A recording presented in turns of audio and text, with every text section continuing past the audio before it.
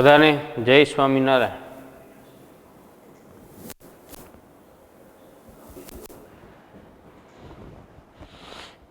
છેલ્લા લેક્ચરમાં આપણે પ્રવાહખંડ વડે ઉદ્ભવતું ચુંબકીય ક્ષેત્ર શોધવા માટેનો બાયો સાવરનો નિયમ ભણ્યા હતા.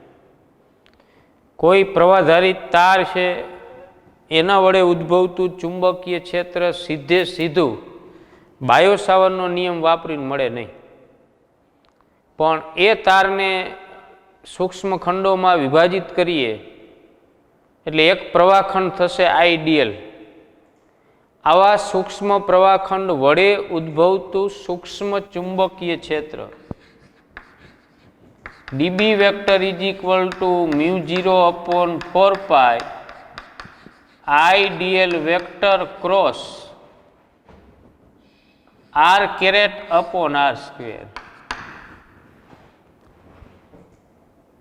હવે r ની જગ્યાએ r વેક્ટર આપણે રાખીએ તો r બરાબર r વેક્ટર અપોન r. એકમ સદિશ એટલે સદિશ છેદમાં એનું મૂલ્ય. એ હવે અહીંયા તમે મૂકો એટલે d B vector is equal to μ0/4π I d l vector cross r vector upon r³. આ બેમાંથી ગમે એક સ્વરૂપ તમે યાદ રાખી શકો. આ બાયો સાવરનો નિયમ છે કે ભાઈ આ સૂત્ર વાપરીને આપણને સૂક્ષ્મ પ્રવાહખંડ વડે ઉદ્ભવતું ચુંબકીય ક્ષેત્ર મળે. પછી એનું સમગ્ર તાર પર ઇન્ટિગ્રેશન આપણે લઈએ, સંકલન લઈએ, એટલે આપણને સમગ્ર તાર વડે ઉદ્ભવતું ચુંબકીય ક્ષેત્ર. આ સૂત્રનો ઉપયોગ હવે જે આપણે થિયરી ભણવાની છે એની અંદર ઉપયોગ કરવાનો છે. એટલે આ તમને યાદ કરાવવા માટે લખ્યું છે, કારણ કે એક અઠવાડિયું થયું ભણ્યા પછી તો આપણે કંઈ જોયું તો હોય નહીં, બરાબર? વળી જોયું હોય, વાંચ્યું હોય, લખ્યું હોય તો યાદ હોય, એટલે યાદ કરાવવું પડે ને પાછું. હજુ અમુકને તો એવું હોય છે કે આવું આવ્યું જ નથી કંઈ, એટલે છેલ્લે આપણે બાયો સાવરનો નિયમ ભણ્યા છે, બરાબર? આના પહેલાંનો જે લેક્ચર હતો ગયા રવિવારનો એમાં છેલ્લે. એટલે આ યાદ રાખજો, આનો આપણે ઉપયોગ કરવો છે.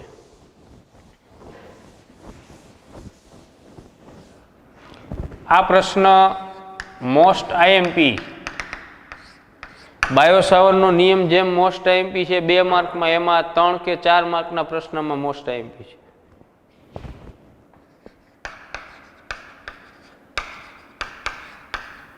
પ્રવાહધારિત રિંગ અથવા ગાળા વડે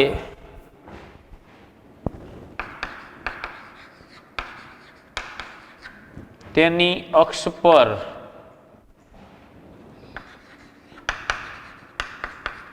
ચુંબકીય તીવ્રતાનું સૂત્ર.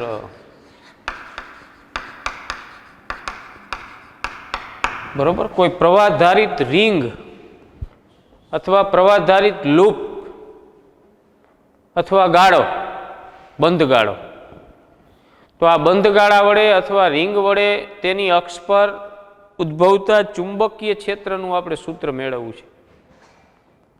તો આના માટે આપણે આકૃતિ દોરીએ.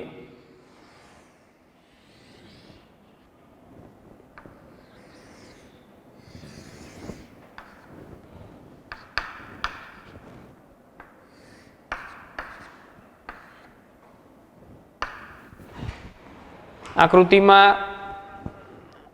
I જેટલો પ્રવાહ ધરાવતી એક R ત્રિજ્યાની રિંગ કે જેની અક્ષ x અક્ષ પર સંપાત થાય છે અને જેનું કેન્દ્ર યામ પદ્ધતિના ઉગમ બિંદુ પર સંપાત થાય તે રીતે રાખેલી છે. એટલે રિંગનું સમતલ છે એ YZ સમતલમાં છે. ઊભી Y અક્ષ, અંદરથી બહાર આવતી Z અક્ષ, એટલે આ જે સમતલ થશે ઊભું YZ સમતલ થશે. તો રિંગનું સમતલ આમ YZ સમતલમાં છે અને રિંગની અક્ષ એના સમતલને લંબ રૂપે, તો YZ સમતલને લંબ રૂપે આવેલ અક્ષ એટલે X અક્ષ અને રિંગનું કેન્દ્ર એટલે યામ પદ્ધતિનું ઉગમ બિંદુ. ખ્યાલ આવ્યો? આમ છે રિંગ, એમાં આમ પ્રવાહ વહે છે રિંગમાંથી, આમ આ રીતે આમ. અને રિંગની અક્ષ છે એ અક્ષ, તો આપણે આ પ્રવાહધારિત આર ત્રિજ્યાવાળી જે રિંગ છે, આ રિંગની અક્ષ પર એક્સ અંતરે અહીંયા પી બિંદુ પાસે ઉદ્ભવતું ચુંબકીય ક્ષેત્ર શોધવું છે. આ પી બિંદુ પાસે રિંગને કાપીને સીધી કરી નાખો એટલે પ્રવાહધારિત તાર થઈ જાય. એ તારને વાળી દો એટલે રિંગ બની જાય છે. તો આ પ્રવાહધારિત રિંગ વડે લૂપ વડે ઉદ્ભવતું ચુંબકીય ક્ષેત્ર આપણે શોધવાનું છે. તો કે ક્યાં? તો રિંગની અક્ષ પર કેન્દ્રથી એક્સ અંતરે પી બિંદુ પાસે. આખી રિંગનું સૂત્ર સીધું અત્યારે નહીં મળે આપણને. આ સૂત્ર આપણે મેળવી લઈએ પછી તમે ડાયરેક્ટ દાખલાની અંદર એ સૂત્ર વાપરી શકો. પણ થિયરી છે, થિયરીમાં આપણે સૂત્ર મેળવવાનું છે. રિંગની અક્ષ પર કેન્દ્રથી અક્ષ અંતરે ચુંબકીય તીવ્રતાનું સૂત્ર જે છે એ આપણે મેળવવાનું, સાબિત કરવાનું છે. તો આ જે રિંગ છે એના પરિઘને, એનો જે ઘેરાવો પરિઘ, એને ડીએલ લંબાઈના સૂક્ષ્મ ખંડોમાં આપણે વિભાજિત કરી દઈએ. DL dl dl dl dl DL. તો આ દરેક ખંડ એટલો બધો સૂક્ષ્મ છે કે એને આપણે સદિશ ગણી શકીએ. એ સૂક્ષ્મ ખંડ અને એમાંથી વહેતો પ્રવાહ, આ બંનેનો ગુણાકાર એટલે પ્રવાહ ખંડ. તો અહીંયા આગળ એ બિંદુ પાસે આપણે એક પ્રવાહ ખંડ લઈએ, આઈડીએલ વેક્ટર. ખ્યાલ આવ્યો? આમ રિંગ છે, તમારે આમ કલ્પના કરવાની છે. આમ પ્રવાહ વહે છે રિંગમાંથી. તો અહીંયા ઉપર એ બિંદુ છે, અહીંયા તમે સ્પર્શક દોરો એટલે આ દિશામાં થાય, અંદરથી બહાર. અંદરથી બહાર એટલે ઝેડ અક્ષની દિશા. સમજો ખાસ, આ રીતે આમ પ્રવાહધારિત રિંગ છે, આમ પ્રવાહ વહે છે. એટલે ઉપર તમે એ બિંદુએ સ્પર્શક દોરો એટલે આ દિશા થઈ ને અંદરથી બહારની, ઝેડ અક્ષની દિશા. હવે આ પ્રવાહ ખંડથી પી બિંદુનો જે સ્થાન સદિશ છે, ઈ ધારો કે આર વેક્ટર છે. તો આર વેક્ટર અને આ પ્રવાહખંડ આઈડીએલ વેક્ટર, આ બંને વચ્ચેનો ખૂણો કેટલો થાય જોવો જોઈએ. આમ રિંગ આપણે લીધી છે એટલે ઉપર જે પ્રવાહખંડ છે આઈડીએલ વેક્ટર એ અંદરથી બહાર ઝેડ અક્ષની દિશામાં, અને આ સ્થાન સદિશ આર પ્રવાહખંડથી પી બિંદુને જોડતો સદિશ. એટલે આઈડીએલ વેક્ટર અને આર વેક્ટર આ બંને વચ્ચેનો ખૂણો 90 ડિગ્રી છે. અહીંયા હું આઈડીએલને આમ નથી દર્શાવી શકતો, દોરી ન કહે ને બોર્ડમાં, એટલે આમ છે. હકીકતમાં એ આમ છે, અને આ રિંગ આમ નથી, આમ રિંગ છે. આમ ખ્યાલ આવ્યો? આમ એટલે ઉપર એ બિંદુ એ તમે સ્પર્શક દોરો એટલે આમ આવે ને અંદરથી બહાર ઝેડ અક્ષની દિશામાં, અને અહીંયાથી પી બિંદુનો સ્થાન સદિશ એટલે યાર આમ. તો આર વેક્ટર અને ડીએલ વેક્ટર વચ્ચેનો જે ખૂણો થશે એ કેટલો હશે? 90 નો. આમ આ ખૂણો. અને આ જે ડીએલ વેક્ટર અને આ ત્રિજ્યા, આર વેક્ટર અને ત્રિજ્યાનો સદિશ, આ બંને વચ્ચેનો ખૂણો થીટા. સમજાય હું શું કહું છું? આ ડીએલ વેક્ટર અને આર વેક્ટર, એ બંને વચ્ચેનો ખૂણો 90. પણ આર વેક્ટર અને આ ત્રિજ્યા આર રિંગની, એ બંને વચ્ચેનો ખૂણો છે એ થીટા છે. તો એ બિંદુ પાસે જે આપણે પ્રવાહખંડ લીધેલો છે આઈડીએલ વેક્ટર, ત્યાંથી પી બિંદુનો સ્થાન સદિશ આર છે. અહીંયા આપણે અક્ષો લઈ લઈએ, આ ઊભી વાય અક્ષ, આ એક્સ અક્ષ. તો આ પ્રવાહખંડ વડે પી બિંદુએ જે ચુંબકીય ક્ષેત્ર ઉત્પન્ન થશે એ બાયો-સાવર્ટના નિયમ પ્રમાણે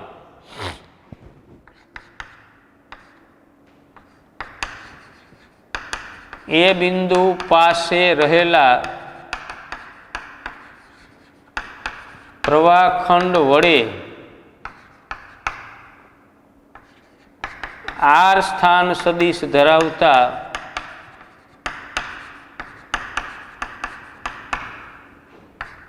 પી બિંદુ પાસે ઉદ્ભવતું ચુંબકીય ક્ષેત્ર બાયો સાવરના નિયમ પ્રમાણે d B vector is equal to μ0/4π I d l vector cross r vector upon r cube.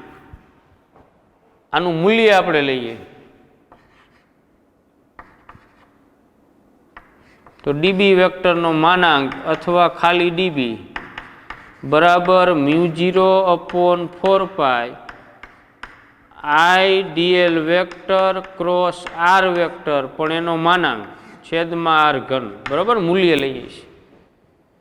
હવે આ બેનો ક્રોસ ગુણાકાર કાઢો એટલે સાઇન વિધેય આવે એટલે ડીબી વેક્ટરનું મૂલ્ય એટલે ડીબી બરાબર μ0/4π એ ક્રોસ બી એટલે એ બી સાઇન થીટા તો I d l r sine π/2 upon r ઘન કારણ કે થીટા બરાબર π/2 શું કામ ડીએલ વેક્ટર લંબ આર વેક્ટર છે તમને કીધું ને ડીએલ વેક્ટર અને આર વેક્ટર એ બંને વચ્ચેનો ખૂણો 90 છે. હવે આ ચુંબકીય ક્ષેત્ર ડીબી વેક્ટર છે અહીંયા પી બિંદુ પાસે આખી રિંગનું નહીં સૂક્ષ્મ ખંડનું એને આપણે ડીબી કીધું છે પણ ચુંબકીય તીવ્રતા સદિશ રાશિ છે ચોક્કસ દિશામાં હોય તો આ ડીબી વેક્ટરની દિશા કઈ હોય તો ડીએલ વેક્ટર અને આર વેક્ટરથી બનતા સમતલને લંબ રૂપે જમણા હાથના સ્ક્રૂના નિયમ પ્રમાણે તો ડીએલ વેક્ટર એટલે આર વેક્ટર એટલે ઈ બંનેથી જે સમતલ બનશે ઈ સમતલને લંબ રૂપે હોય એટલે ડીએલ ને લંબ રૂપે હોય ને આર ને લંબ રૂપે હોય આર ને લંબ રૂપે એટલે આ ડીબી વેક્ટર જે છે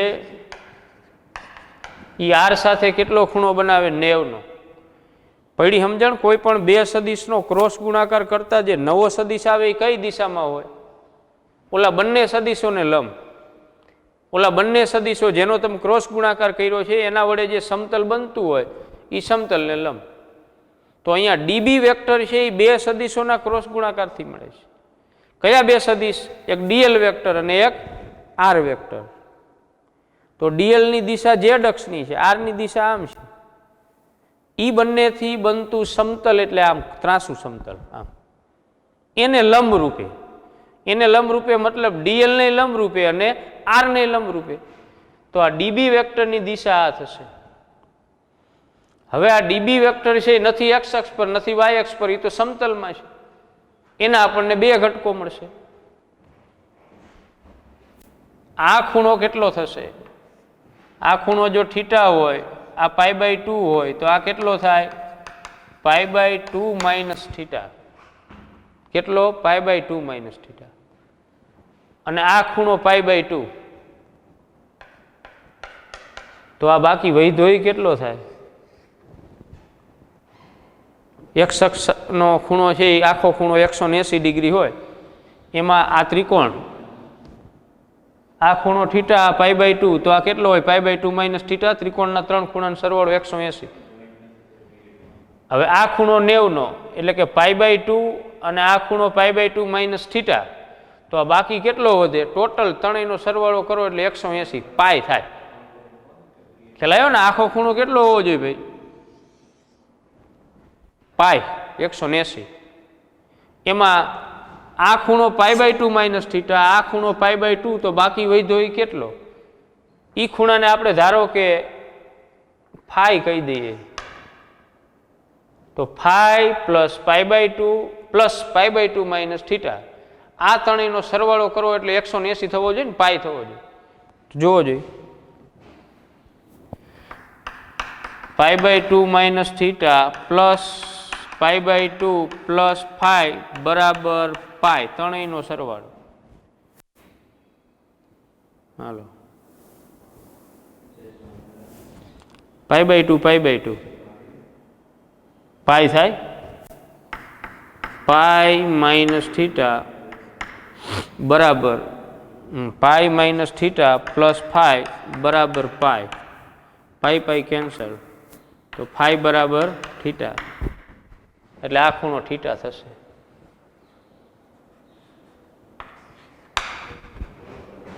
તો હવે આ ડીબી વેક્ટર જે છે એ નથી એક્સ અક્ષ પર નથી વાય અક્ષ પર, એ સમતલમાં છે, એટલે ડીબી વેક્ટરના અહીંયા આપણને બે ઘટકો મળે,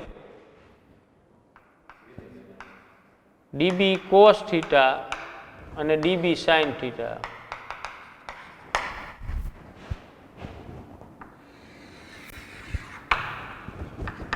ચલો પી બિંદુ પાસે ડીબી વેક્ટરના બે ઘટકો કલ્પી શકાય. ડીબી ઓફ એક્સ બરાબર ડીબી કોસ થીટા અને બીજો ઘટક ડીબી ઓફ વાય બરાબર ડીબી સાઇન થીટા. હવે મિત્રો આપણે જે રિંગની કલ્પના કરી છે એ રિંગ ઉપર એક જ આવો પ્રવાહખંડ છે? આવા અનેક ખંડો છે ને આખા પરિઘ ઉપર, કારણ કે આપણે જે પરિઘ છે એને આપણે ડીએલ ડીએલ ડીએલ લંબાઈના ખંડોમાં વિભાજિત કર્યા છે. તો ઉપર જ્યાં એક ખંડ આવેલો છે ડીએલ વેક્ટર, તો એવો ને એવો વ્યાસાંતે નીચે આવે ને અહીંયા આગળ. તો ઉપર આઈડીએલ વેક્ટરની દિશા આમ હતી અંદરથી બહાર. હવે આમ પ્રવાહ વહેતો હોય રિંગમાં, તો અહીંયા નીચે પ્રવાહખંડની દિશા કઈ આવે? અંદરની આવે ને, બહારથી અંદરની, સ્પર્શક દોરો એટલે.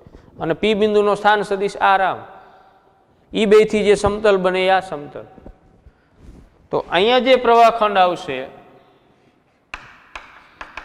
આઈડીએલ વેક્ટર, અહીંયાથી આ પી બિંદુનો સ્થાન સદિશ આર, તો આ પ્રવાહખંડ વડે અહીંયા ઉદ્ભવતું ચુંબકીય ક્ષેત્ર આ દિશામાં આવશે ડીબી વેક્ટર. એનો આ એક્સ અક્ષ સાથેનો ખૂણો થીટા. અહીંયા ડીબીના બે ઘટકો ડીબી કોસ થીટા અને ડીબી સાઇન થીટા.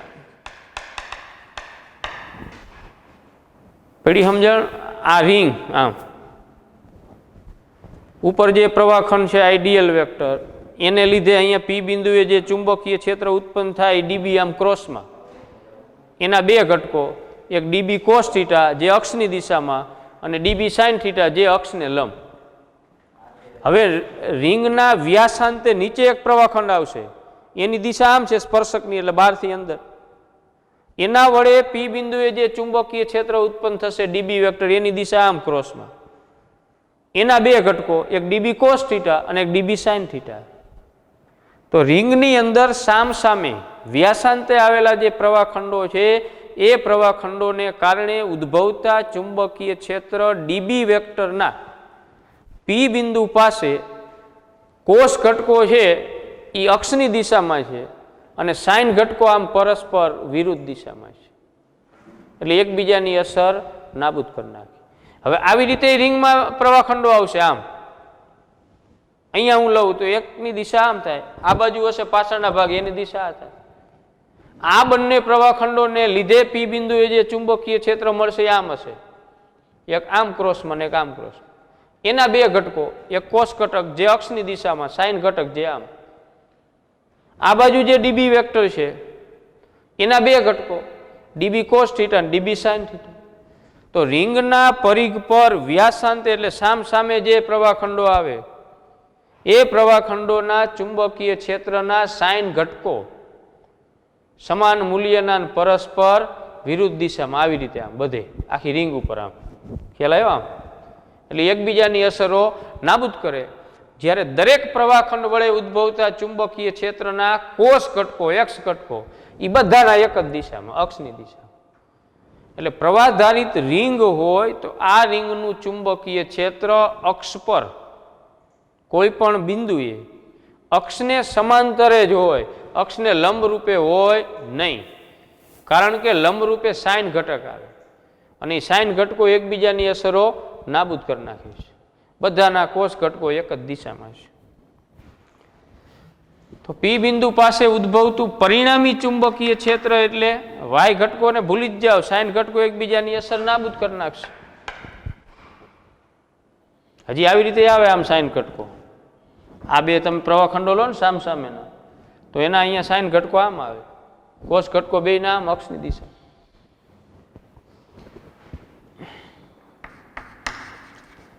તો પી બિંદુ પાસે ઉદ્ભવતું પરિણામી ચુંબકીય ક્ષેત્ર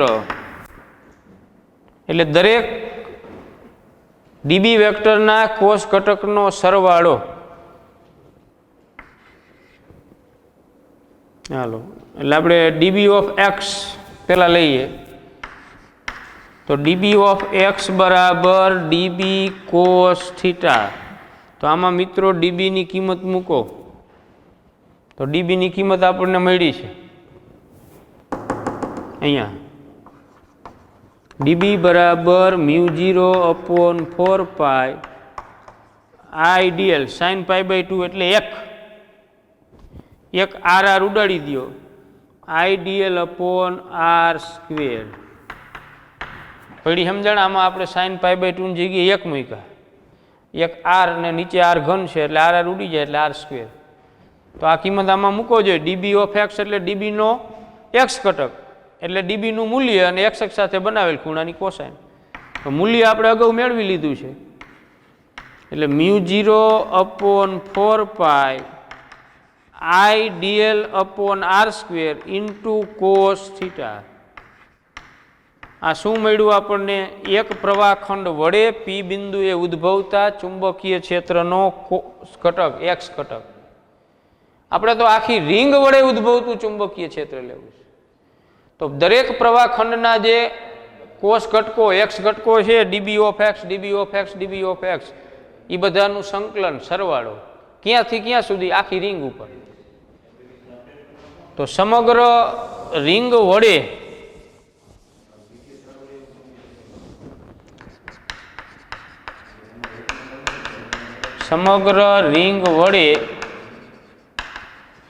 પી બિંદુ પાસે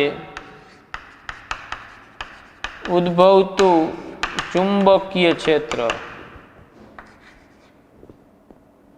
બી બરાબર integration of dB of x. આવું થાય આ બંધ માર્ગ ઉપર આખી રિંગ ઉપર. એક જે ઘટક છે એક પ્રવાહખંડના ચુંબકીય ક્ષેત્રનો એક્સ ઘટક dB of x, dB of y તો 0 થઈ જાય, ધ્યાનમાં નથી લેવાના. બીજા પ્રવાહખંડના ચુંબકીય ક્ષેત્રનો એક્સ ઘટક dB of x, dB of x, dB of x સમગ્ર રિંગ પર એટલે સમગ્ર રિંગ ઉપર ડીબી ઓફ એક્સનું સંકલન એટલે આપણને પરિણામી ચુંબકીય ક્ષેત્ર મળે. પણ આને આપણે સદિશ સ્વરૂપે દર્શાવીએ તો બી વેક્ટર બરાબર integration of dB of x into i caret. શા માટે ભાઈ આઈ કેરેટ? આ ચુંબકીય ક્ષેત્ર કઈ દિશામાં છે? એક્સ અક્ષની દિશામાં, એટલે એકમ સદિશ એક્સ અક્ષની દિશાનો આઈ કેરેટ. હવે આમાં ડીબી ઓફ એક્સની કિંમત મૂકો ભાઈ.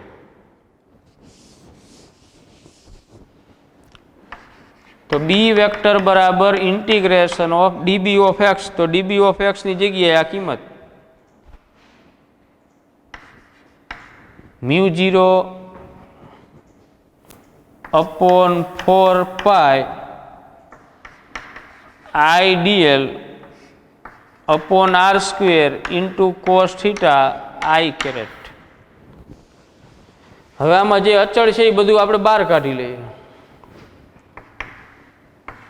તો μ0I/4π ઇન્ટિગ્રેશન ઓફ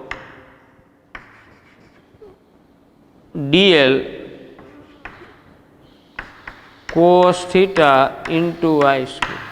હવે કોસ થીટાની કિંમત તમે કોસ થીટાની કિંમત પહેલાં મૂકીને પછી સંકલન કરો તો હાલે. આકૃતિ પરથી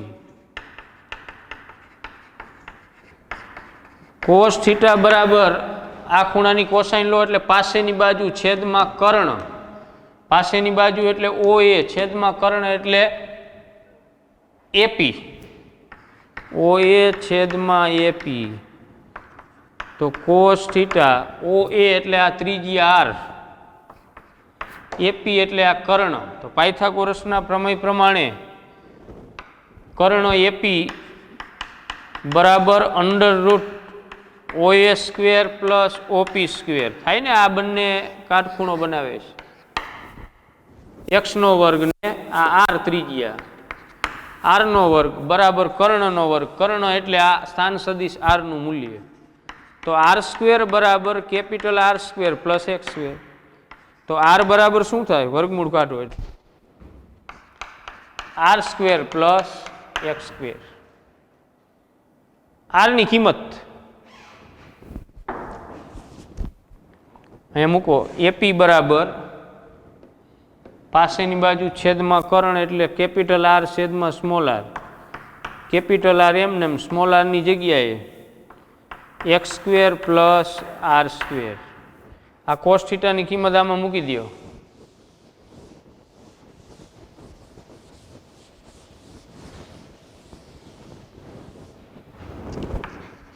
એટલે બી વેક્ટર બરાબર μ0I upon 4π r square integration of dl cos થીટાની જગ્યાએ capital R upon small r. Capital R upon small r i caret. Cos theta નીકળી ગયા. હવે આમાંથી આર ને આર બે અચળ જ છે એટલે μ0I into capital R upon 4π r ઘન integration of dl i caret. ચલો dl dl dl dl dl dl એટલે ટોટલ લંબાઈ એલ થાય, રિંગની પરિઘ લંબાઈ. આની જગ્યાએ આવી જાય એલ પરિઘ લંબાઈ. તો μ0I into R upon 4π r ઘન. આની જગ્યાએ આવે રિંગનો પરિઘ 2π આર આઈ કેરેટ. હાલો હવે આર ઘનની કિંમત. તો આર બરાબર શું છે મિત્રો? તો આર એટલે આ કર્ણ કાટકોણ ત્રિકોણમાં. તો આર બરાબર જો આમ હોય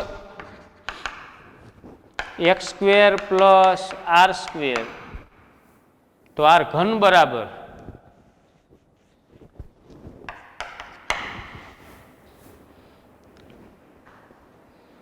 આર સ્ક્વેર બરાબર પાયથાગોરસના પ્રમેય પ્રમાણે આર સ્ક્વેર બરાબર x square plus r square. તો આર બરાબર શું થાય? એક્સ સ્ક્વેર પ્લસ આર સ્ક્વેરની વનાપ ઘાત અથવા તો વર્ગમૂળ થાય ને. કર્ણ એટલે કાટખૂણો બનાવતી બે બાજુના વર્ગના સરવાળાનું વર્ગમૂળ. તો આરની જગ્યાએ એક્સ સ્ક્વેર પ્લસ આર સ્ક્વેરની વનાપ ઘાત થાય. હવે તમે બે બાજુ ઘન લ્યો તો આર ઘન બરાબર શું થાય? X square plus r square raise to 3/2 એ આમાં મૂકી દો.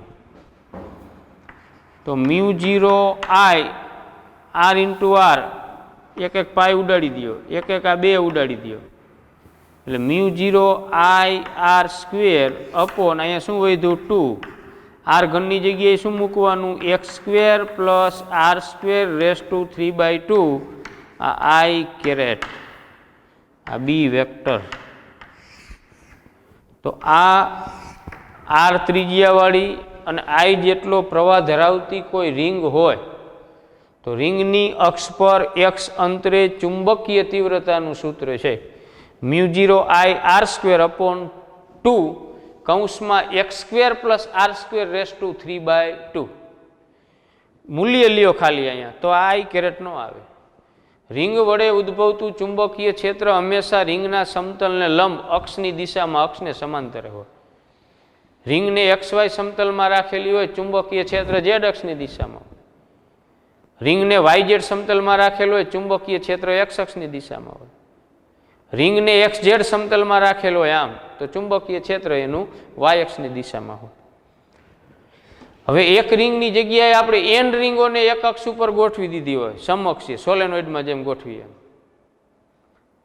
બરોબર. ઘણી બધી રિંગોને એક જ અક્ષ ઉપર ગોઠવી બધામાં એક સરખો દિશામાં વહેડાવવામાં આવે તો આ તંત્ર વડે મળતું ચુંબકીય ક્ષેત્ર એટલે બધી રિંગોના બધા ગાળાઓના ચુંબકીય ક્ષેત્રના સદિશ સરવાળા જેટલું.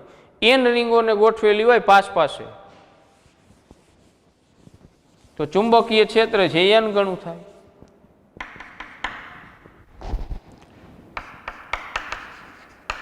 n આંટાવાળી રિંગો વડે એટલે ગૂંચડા વડે, એને ગૂંચડું કહેવાય.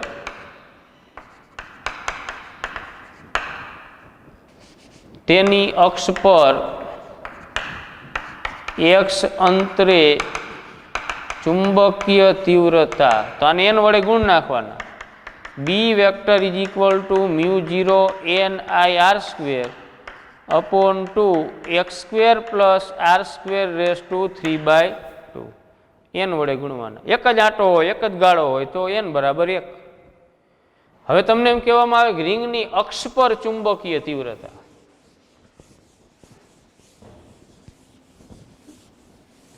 સોરી કેન્દ્ર પર, રિંગના કેન્દ્ર પર ચુંબકીય તીવ્રતા, રિંગના કેન્દ્ર પાસે ચુંબકીય તીવ્રતા, તો કેન્દ્ર પાસે અંતર x બરાબર 0 થાય. આ P બિંદુને અહીંયા નજીક નજીક નજીક લાવતા લાવતા કેન્દ્ર પાસે લઈ આવો એટલે x અંતર છે એ 0. તો આ સમીકરણમાં x બરાબર 0 મૂકો એટલે B વેક્ટર બરાબર μ0 IR² upon 2 r² raise to 3/2. 2 2 cancel.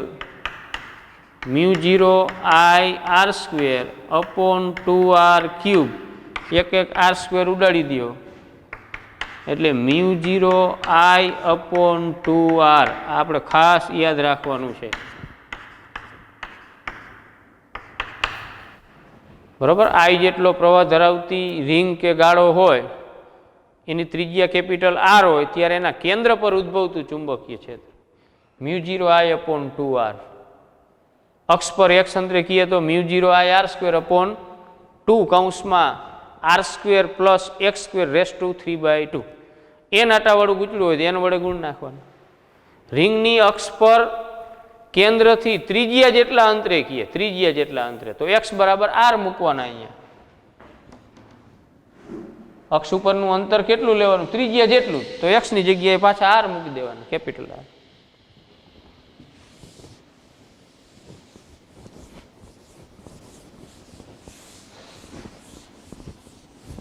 એક વખત હાઇલાઇટ આપી દઉં ફરી. એક પ્રવાહખંડ વડે ઉદ્ભવતું ચુંબકીય ક્ષેત્ર dB વેક્ટર બરાબર, રોજ બાયો-સાવર્ટના નિયમ પ્રમાણે μ0 upon 4π I dl vector cross r vector upon r ઘન છે આ સૂત્ર. હવે આનું મૂલ્ય આપણે લઈએ. મૂલ્ય એટલે ખાલી dB, μ0 અપોન 4π માનાંકમાં I dl vector cross r vector upon r ઘન. તો dB વેક્ટર બરાબર μ0 અપોન 4π, આ ક્રોસ ગુણાકારનું મૂલ્ય છે માનાંક એટલે I dl r sine theta થાય ને, a ક્રોસ b એટલે ab sine theta upon r³. એક એક r ઉડાડી દો. dB બરાબર μ0 upon 4π I dl sine π/2 upon r².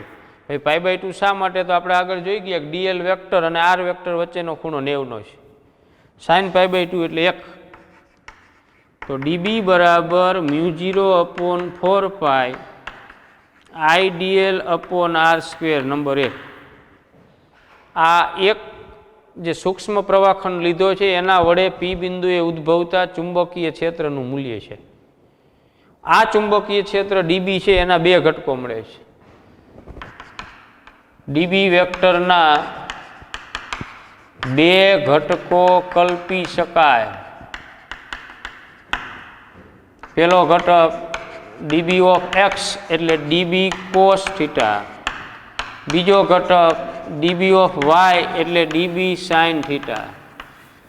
હવે સામસામે રિંગના પરિઘ ઉપર સામસામે જે પ્રવાહખંડો આવે છે આમ, એના ચુંબકીય ક્ષેત્રના સાઇન ઘટકો એકબીજાની અસર નાબૂદ કરશે, કારણ કે સમાન મૂલ્યના પરસ્પર વિરુદ્ધ દિશાના. આમ તો પરિણામી ચુંબકીય ક્ષેત્ર એટલે બધા પ્રવાહખંડો વડે ઉદ્ભવતા ચુંબકીય ક્ષેત્રના જે કોષ ઘટકો છે એ બધાના કોષ ઘટકો એક જ દિશામાં છે, અક્ષની દિશા. ચલો, તો પરિણામી ચુંબકીય ક્ષેત્રો, તો એના માટે પહેલા આ x ઘટક હજી આપણે મેળવી લઈએ. dB ઓફ x બરાબર dB cos થીટા ડીબીની કિંમત જે મેળવી છે μ0/4π IDL upon r square into cos theta. આકૃતિ ઉપરથી કાટકોણ ત્રિકોણ AOP એમાં આ AP છે એ કર્ણ છે, આ બંને કાટખૂણો બનાવતી બાજુ છે. તો cos theta બરાબર પાસેની બાજુ r છેદમાં કર્ણ એટલે આ r સદિશનું મૂલ્ય સ્મોલ r એ આની અંદર મૂકી દો એટલે dB ઓફ x બરાબર μ0/4π IDL upon r square cos થીટાની જગ્યાએ capital R into small r. હવે શું સૂત્ર થયું? તો dB ઓફ x બરાબર μ0/4π IDL r upon small r ઘન. પણ સ્મોલ r ઘન એની જગ્યાએ આપણે શું મૂકીએ છીએ? μ0/4π IDL ઇન્ટુ r અપોન આની જગ્યાએ x² plus r² raise to 3/2. આ dB ઓફ x આખી રિંગના ચુંબકીય ક્ષેત્રનો x ઘટક નથી હો, એક પ્રવાહખંડ વડે ઉદ્ભવતા ચુંબકીય ક્ષેત્રનો x ઘટક. તો તમારે સમગ્ર રિંગ વડે ઉદ્ભવતા ચુંબકીય ક્ષેત્રનો x ઘટક લેવો હોય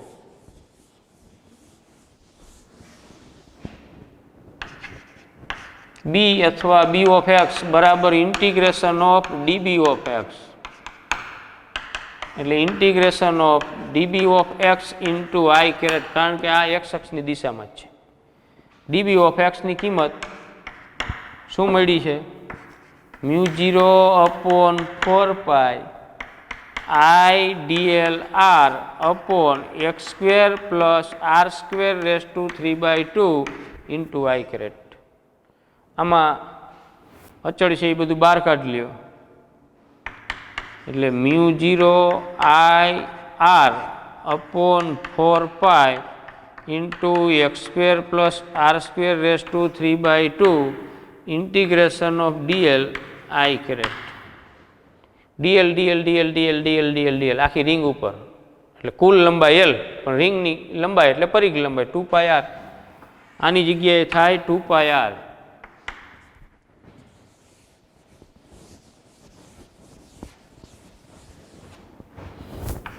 એટલે b વેક્ટર બરાબર μ0 IR upon 4π into x² plus r² raise to 3/2 dl ની જગ્યાએ l એટલે 2πr ઇન્ટુ i કેરેટ એમને. હલો પાઈ કેન્સલ, આ 2 કેન્સલ એટલે μ0 I r ઇન્ટુ r એટલે r² અપોન અહીંયા 2 હોય જાય 2 x² plus r² raise to 3/2 i caret. આ રિંગ વડે અથવા પ્રવાહગાળા વડે તેની અક્ષ પર x અંતરે ચુંબકીય તીવ્રતાનું સૂત્ર છે. μ0 I r² અપોન 2 કૌંસમાં x² plus r² raise to 3/2 i caret. જે અક્ષ ઉપર રિંગની અક્ષ આવતી હોય એ દિશામાં ચુંબકીય ક્ષેત્ર હોય. મૂલ્ય હોય તો i કેરેટ નીકળી જાય, અહીંયા b વેક્ટર નીકળી જાય, ખાલી b આવે.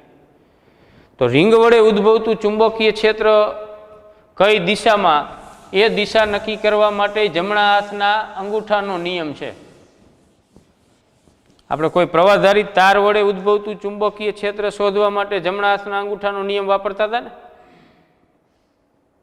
કે અંગૂઠાને તારમાંથી વહેતા પ્રવાહની દિશામાં રાખો તો આંગળીઓ જે રીતે તારની ફરતે વીંટળાય એ રીતે ચુંબકીય ક્ષેત્ર રેખાઓ વીંટળાયેલી હોય. રિંગમાં આના કરતાં ઊંધું. આ ધારો કે રિંગ છે, એની અંદરથી આમ પ્રવાહ વહે છે, આમ નથી, આમ રિંગ છે, આમ પ્રવાહ વહે છે. તો રિંગમાં અથવા લૂપમાં અથવા ગાળામાંથી વહેતા પ્રવાહની દિશામાં જમણા હાથના પંજાની આંગળીઓને વાળો. આમાં ઊંધું, આમાં આંગળીઓ જેમ વર્તી હતી એ ચુંબકીય ક્ષેત્ર રેખાની દિશા હતી અને પ્રવાહની દિશામાં અંગૂઠો હતો. તો આમાં પ્રવાહ જે દિશામાં વહે એ દિશામાં આંગળીઓને વાળવાની જમણા હાથના પંજા, અંગૂઠો જે દિશામાં ગોઠવાય એ દિશામાં ચુંબકીય ક્ષેત્ર હોય. આમ રિંગ છે કોઈ, એની અંદરથી આમ પ્રવાહ વહે છે, આમ તો તમે જમણા હાથના પંજાની આંગળીઓને પ્રવાહની દિશામાં વાળો, આમ અંગૂઠો જે દિશામાં ગોઠવો એ દિશામાં ચુંબકીય ક્ષેત્ર હોય. ખ્યાલ આવ્યો? આમ પ્રવાહ વહેતો હોત રિંગમાં મૂંધો આમ, તો જમણા હાથના પંજાની આંગળીઓને આમ વાળવાની, તો અંગૂઠો આ દિશામાં ગોઠવાનો, એ દિશામાં ચુંબકીય ક્ષેત્ર હોય. બરોબર? એટલે ખાસ આ થિયરી 3 કે 4 માર્કમાં પૂછાય એવી છે. અને એનું જે છેલ્લું સૂત્ર છે આ ફાઇનલ, કેન્દ્ર પાસે જ તમને કહીએ તો એક્સની જગ્યાએ 0 મૂકી દેવાના છે. અક્ષ ઉપર ત્રિજ્યા જેટલા અંતરે જ કહીએ તો એક્સની જગ્યાએ કેપિટલ આર મૂકવાના છે. એન આટાવાળું ગૂંચડું હોય તો એન વડે આનું ગુણ નાખવાના છે. એટલે આ સૂત્ર ખાસ યાદ રાખવાનું છે.